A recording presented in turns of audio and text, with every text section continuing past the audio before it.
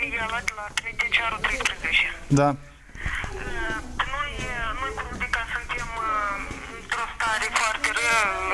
La noi nimeni nu a fost. De o săptămână țineți foame de protest. Da. Am înțeles. Mâine o săptămână nu a fost nici de la sfatul țării nimeni.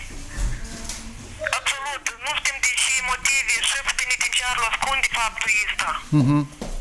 Nu știm, ne-au închis într-o celulă unii sunt de ăștia clapâi. Aha. Și ne simțim foarte rău. Toți ne ignorează. Absolut toți ne ignorează. Am înțeles. Nimeni nu ne vine, nu ne-au dat nici cererile astea la mână că noi suntem la greva foame.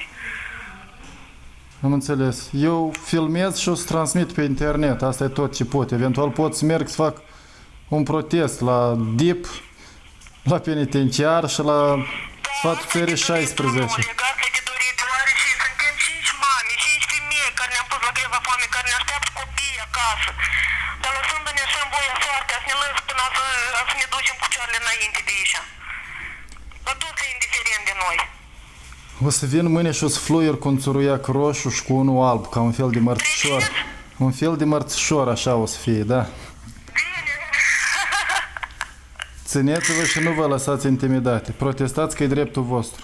Bine, vă mulțumesc foarte, foarte mult, domnul Alex. Nu fost dumneavoastră, nu știm că altfel. Dar Dăm capciunul noi. Dar și așa văd că vă ignoră. De ce ne ignoră de atâta că chiar azi am chemat pe doamna care, doamna Daniela, care cu lucrurile elementare și remontel. Și doamna ne ignoră. Principalul că o strigăm. Eu spus și domnul de serviciu să apropie de celula noastră. Nu suntem niște moștri, pur și simplu stăm la greva foame. În cap nu sărim. Am înțeles. Toate 6 țin foame sau unele s-au lăsat?